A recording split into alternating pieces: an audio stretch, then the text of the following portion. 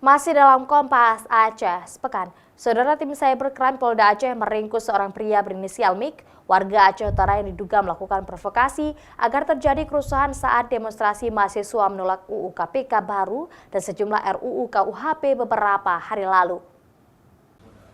Mik ditangkap karena terbukti melakukan provokasi agar demo mahasiswa yang berlangsung di sejumlah kabupaten di Aceh rusuh. Modusnya dengan cara membuat satu grup WhatsApp dan 2 grup di Facebook yang berisi provokasi.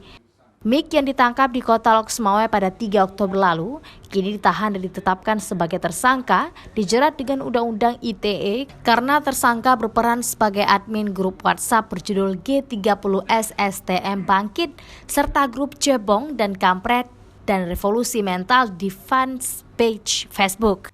Grup WhatsApp dan Facebook yang dibuat tersangka berisi ajakan untuk pelajar STM agar ikut melakukan aksi unjuk rasa bersama mahasiswa untuk menolak UU KPK baru dan sejumlah RUU KUHP yang bermasalah di Aceh.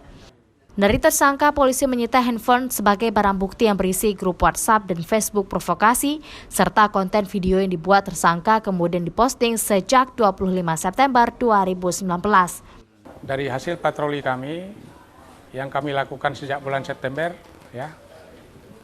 berhasil kami ungkap sehingga kita tuangkan dalam laporan polisi pada bulan Oktober. Setelah ketahuan orangnya di mana, kemudian kita lakukan gelar perkara, cukup bukti untuk kita lanjutkan ke sidik. Akibat perbuatannya, tersangka dijerat dengan Undang-Undang ITE dan Undang-Undang Nomor 1 Tahun 1946 tentang Peraturan Hukum Pidana dengan ancaman hukuman pidana 6 tahun penjara.